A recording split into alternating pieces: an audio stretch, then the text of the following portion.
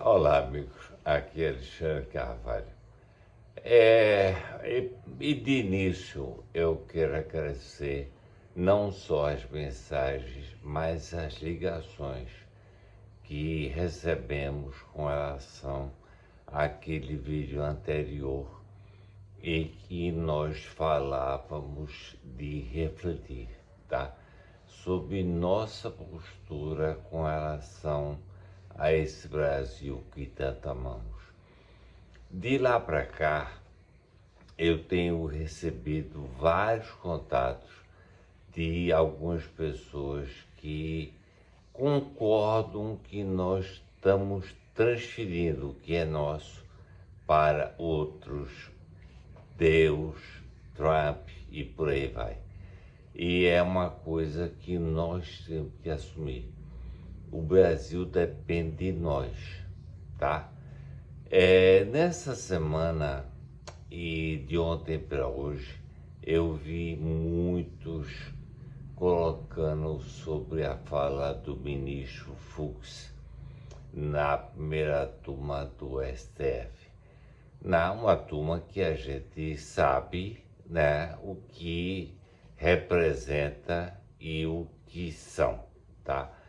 Então, eles condenaram o Bolsonaro, tornaram réu junto com outros, tá?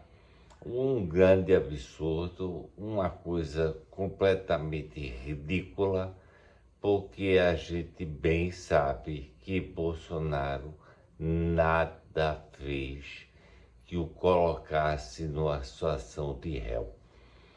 Eu acho que a coisa é muito simples, tá? A situação de Bolsonaro, que é um tiro no pé desses ministros do STF, eles estão analisando a seguinte situação. Se o Lula se candidatar a presidente novamente, a tendência do STF é condenar Bolsonaro, para que ele não venha a disputar com o Lula. E aí vão fazer todos os artifícios que fizeram em 2022 para tornar o Lula, né, elegível bom, vocês sabem muito bem o que é isso, o que foi feito, tá? Se o Lula desistir, o que eu particularmente acho muito difícil, ele abrir mão para outra pessoa em virtude da idade, em virtude de estar falando uma série de bobagens e fazendo também, né, o que é muito pior. Então, a tendência é descondenar o Bolsonaro e deixar ele participar da eleição presidencial. Só que a gente bem sabe como são essas eleições. Então, eu acho que, independente da forma, com Lula, sem Lula, a tendência é muito difícil para todos nós. Voltando a falar do Fux, né? Eu acho que o STF, quando ele vai ler para a plenária, quer seja com todos, quer seja alguns ministros, e já está tudo acertado. Já está tudo conforme é possível se falar e se fazer. Então, nós nos iludimos mais uma vez. Nós deixamos que esse STF nos manipule. E eles só têm feito mal ao Brasil, que nós tanto amamos e pelo qual tanto lutamos. Então, a fala desse ministro, para mim, nada significa, porque, para mim, tudo aquilo foi combinado. Além de que a gente não esqueça que mantiveram e criaram novas situações para o Bolsonaro e esses outros. Então, a prisão do Bolsonaro, que tanto falam,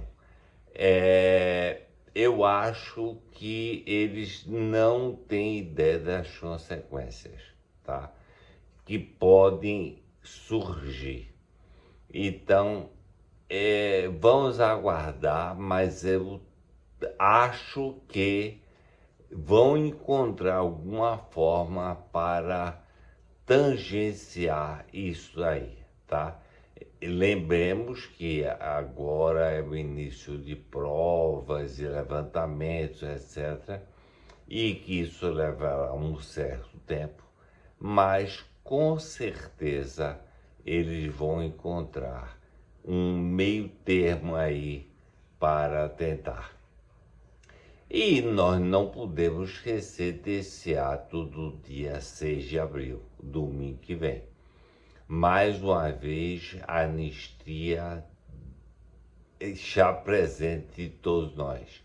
Esse pessoal preso injustamente, por nada ter cometido, porque quem cometeu não foi detido, foi liberado.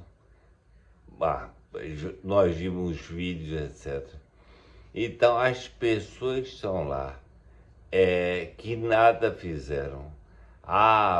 Estão falando que o Alexandre de Moraes está muito benevolente, que ele agora permitiu a cabeleireira de ir para casa, permitiu a viagem do antigo assistente do Bolsonaro, Mauro Cid, ao Rio. Olha, gente, eu não acredito. O esquema foi montado e eles não vão abrir mão disso, tá? E enquanto puderem, vão fazer de tudo para que a gente se iluda, para que a gente seja enganado e para que eles triunfem mais uma vez. Então, cabe a nós temos que voltar a pedir anistia para essas pessoas que foram presas no dia 8 de janeiro de 2024, injustamente. 2023, né? 2023. Então, injustamente, porque eles não estavam prevendo golpe, nada disso. Eles simplesmente foram levados e foram induzidos a cometer ou aparecer, né, numa série de coisas que foram feitas. Então a gente tem que pedir a anistia desse pessoal, que a anistia é uma coisa que está na Constituição. Ela foi feita anos atrás para traficantes, assassinos, invasores de banco. Então, por que não ser feita para quem nada deve? Então, nós vamos insistir, pedir essa anistia. Não se esqueçam de algo muito importante: o voto impresso e com contagem pública.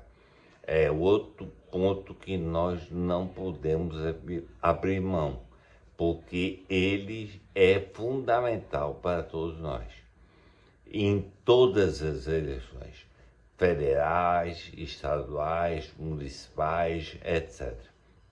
Nós temos esses dois pontos que não podem abrir mão: a anistia e o voto impresso com contagem pública. Ok? Mais uma vez, muito obrigado pela atenção e eu quero ver dia 6 todos lutando por um Brasil que nós tanto merecemos. Um forte abraço.